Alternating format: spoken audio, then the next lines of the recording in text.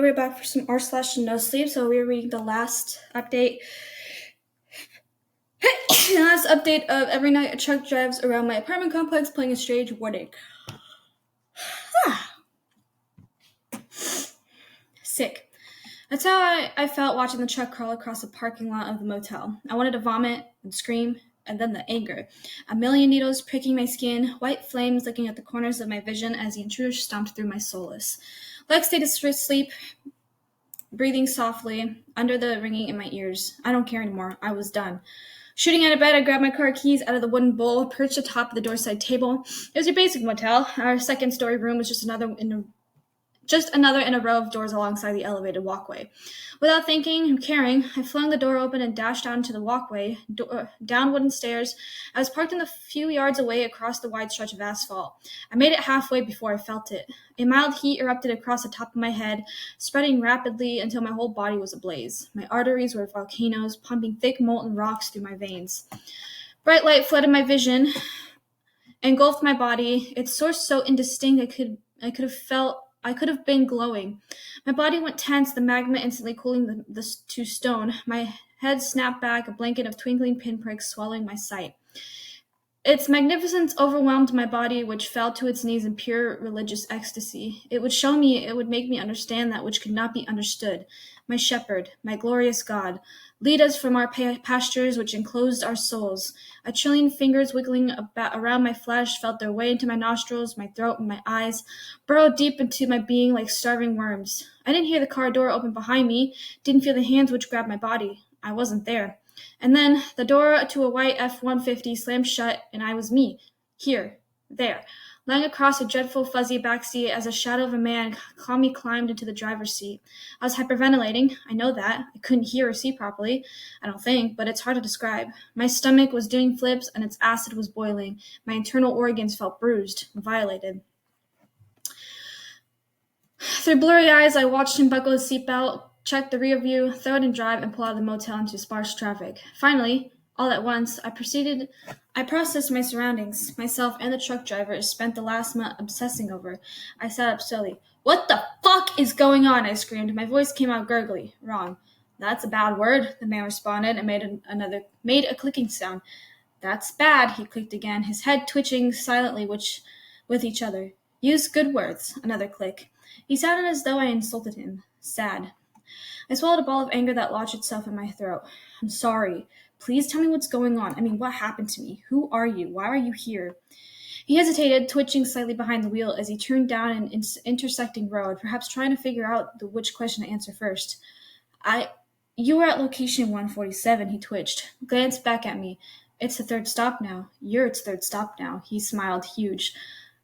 "I know where it stops. I follow its path. It's not good, but I'm good. I'm Uriel." We stopped at a red light and he turned to face me. His smile was genuine, endearing. "It learns as it teaches," he said strongly, as if that would make everything add up. The light turned green. "I just stopped it from teaching." He turned back around, took off from the light smoothly. "Where are you taking me?" I asked calmly, down to match his energy. He laughed. "It taught you," he said, as if it was an obvious thing. "Or it started to. Either way, you need to forget." "I don't know what that means," I retorted, trying my best not to get annoyed. He sighed deeply. "The seed is planted. We have to stop it from growing." My blood ran cold. Everything felt ethereal, dreamlike. I kept expecting to wake up. I tried to call Lex 3 times as Uriel wove through traffic, down side roads and past bars, still withering like patrons though all calls went unanswered. She was a hard sleeper, so I just left her a text saying to call when she woke up. Maybe it's for the best I didn't talk to her. What even was there to say? Nothing made any sense yet. We eventually pulled into a downtrodden trailer park, its gravel roads and driveways rife with weeds which swayed in the gentle night breeze, dancing under the yellow light from the sporadically placed street lamps. We drove past dozens of mobile homes, each one a near exact replica of the last, until finally we pulled into the only unique one around. A handful of satellite dishes and antenna protruded from the trailer flat roof, a river of cables cascading down on the side, disappearing into an open window. The trailer itself had been painted in matte jet black, separating itself from the whites and browns of every other one. Uriel, as if reading my mind, said, "EMF paint." Click. Keeps the signals out, Twitch. Messes with technology. Breaks things. He opened the door and stepped out, motioning me to follow. I obligated. Up a short staircase we went, the porch piled high with boxes and trash bags. I tried to wait patiently as he unlocked the door, suddenly feeling very exposed outside. I followed him out inside and immediately wanted to leave. It was a hoarder's paradise. Various tubs and boxes lined with the wall. Across from the entrance, a recliner off to the side, piled high with dirty clothes and blankets. The floor had a layer of trash and mouse droppings draped across it like a blanket. The doorway to the left to an equally cluttered kitchen, the stove and countertops invisible beneath an avalanche of in-and-out dishes and takeout containers. To the right was moderately clean, a bedroom and office, which he quickly walked over to, and to the entire far wall was a desk seemingly two large L desks in each corner, with a regular one connecting them. At least a dozen monitors ranging in age covered every inch, each of their own keyboard and mouse. I counted 8 computers in total, some with 2 monitors, some with 1. Each screen displayed a different reading: graphs, maps, live satellite feeds, scrolling numbers straight out of the Matrix. This was utterly insane. Uriel walked over to the motel on the left and waved me over, clicking. He looked at the map, satellite feed, and pointed specifically to the spot in the middle. Motel, he said simply and nodded to himself. Then he reached over and taped another nearby screen. This one was full of numbers. Zeros, ones, and twos covered the screen. He once again pointed to screens in the middle, where I immediately noticed a difference. Seemingly random numbers formed a small circle in the center of the sea of numbers. Shepherd, he said, it clicked. I watched in awe as the circle moved downwards, each number below ticking into a letter as it slid, turning back into the satellite, and the screen appeared unchanged still. Uriel laughed. I can see you, he said, waving at the lenders.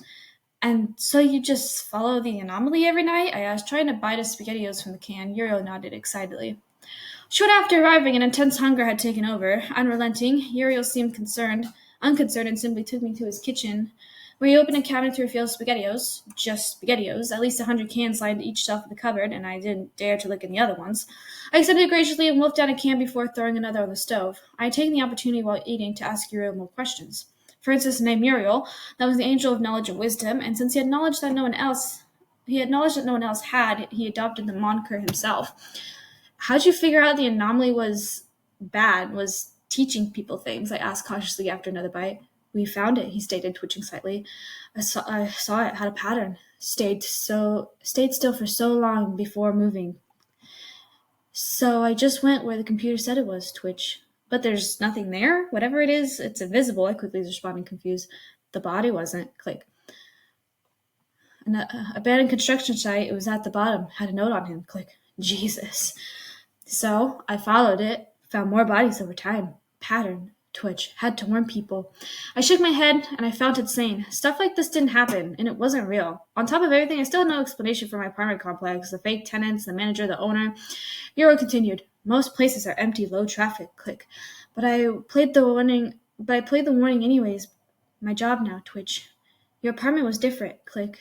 The 147th location. Abandoned. Empty. Twitch. Then one day, boom! He clapped his hands. Tons of cars. Looked like everyone else lived there. Click. He leaned in close to me. But I watched while playing the warning. Twitch. No one lives there. Twitch. I waited, knowing what he would say next. Like they wanted to make it look normal. Fine. Get actual people to move in. Twitch. Like they wanted to teach people. Click. Like they wanted to see what happens when it teaches people, but not too many people. Testing? Click. Or Twitch? I don't know. Click. But who? It wasn't the owner or his son at the helm. If all of this was true, they were victims as well. Seeing that I was deep in thought, Euro offered a theory. I think someone, an investigator or something, told the complex owners a plan to get tenants again, and he accepted. Didn't know the true offer. I shook my head. Couldn't believe I was discussing real-life conspiracy theories to an EMF shielded trailer at 2 a.m. on a Thursday. Someone wanted to analyze the anomaly and how it affected people. That much was certain. Uriel suddenly stopped now. You need to forget now. Forget what it's taught you, he said while walking into the trailer's closet-sized bathroom. You're still you, so it should be easy. When the brain goes, it's too late to forget. Damage is done. Okay, how do I forget? I asked cautiously. In the bathroom now, he opened a medicine cabinet above the sink. I heard rattling of various pill bottles. The occasional pop of the lids told me he was taking some out of the multiple bottles, and finally he stepped back out and walked over to where I was on the couch. Take these. That's it? I asked him. What is it? Combination of benzodiazepines. Anti cholinergics, some sedatives, and a couple of antidepressants. He smiled and held out his hand and gave them to me. Is it safe? I asked, hesitating. Safer than the alternative. And what exactly is the alternative? Remember your neighbor? I shivered, and he continued. The seed blooms in your head, expands, becomes too much for the brain to process. Days, hours, it's random, but it all ends the same. Doug didn't take the pills then? He did. Silence, I didn't know what to say. They not only had much more time with him than you, dug deeper before I could intervene. He lasted longer than most. He lowered his hand closer to me, and I accepted. I'm writing this now in a small pile of pills perched atop Uriel's rickety table in front of me. I figured if I forget the experience from the motel, I'll forget the events of this night as well. Hopefully my transcription of the events will be enough to keep me on track, remind me of what I know now. I've done some basic Googling of these pills, and I've discovered that you're not supposed to mix any of them. Uriel just said it'll just be a deep sleep. Lex isn't answering her phone, but she doesn't have to wake up for another few hours. I'll fill her in when I come to. Hopefully she's not too worried. I instructed Uriel to give her in this event if I don't wake up. I'll post this when I wake up. Wish me luck. I'm alone now. Alone. I wasn't going to finish writing this, wasn't going to give the conclusion to a story that didn't deserve it, but why not?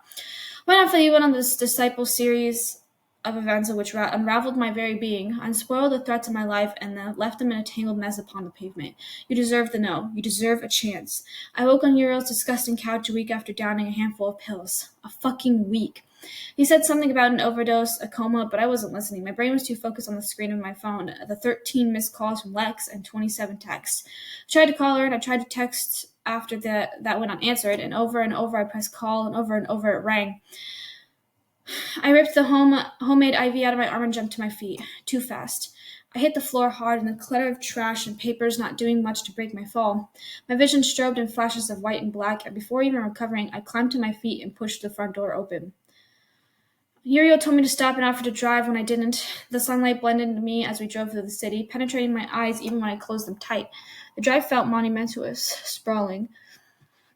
I kept calling, kept thinking of ways to apologize and explain everything. It felt awful to disappear like that. There's probably a missing persons report out there for me. Uriel nervously explained that he couldn't unlock my phone to contact anyone. He had no idea who to contact if he forced his way in. He was focused on keeping me breathing anyways. We finally pulled into the motel. I sighed in relief when I saw the car was still there.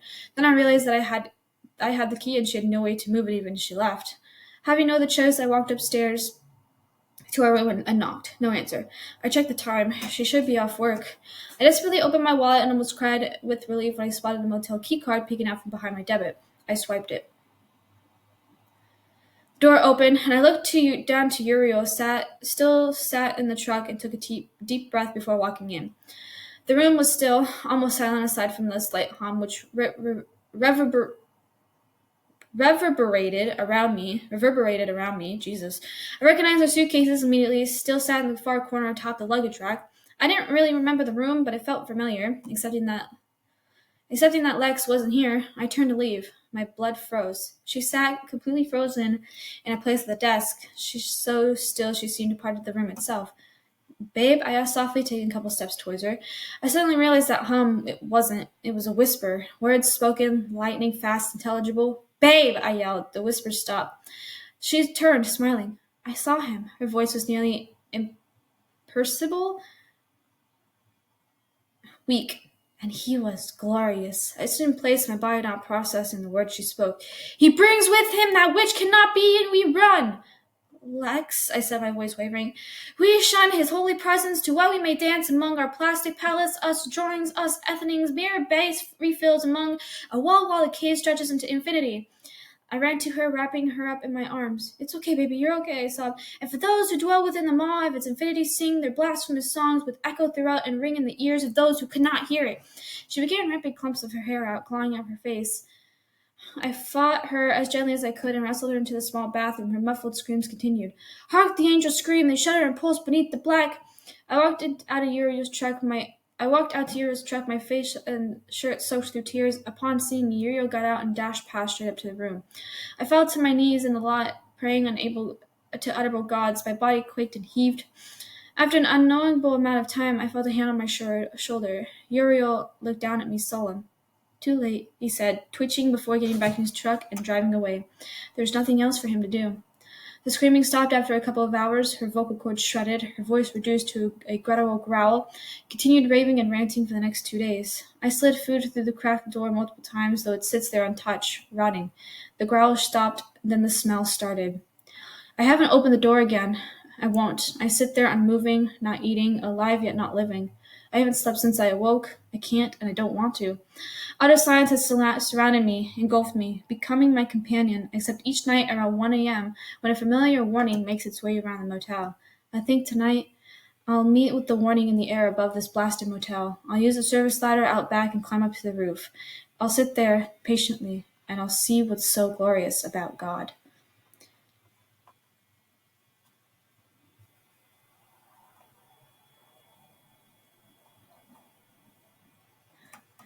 Yikes, that's fucking depressing. Weird as shit. Anyways, that is the ending of the final update of the truck. So I hope y'all enjoyed. If you're new to my channel, be sure to hit the subscribe button, give me a thumbs up, and hit the bell so you're notified of videos, which is daily. I love you guys, and I'll see you guys later. Bye-bye.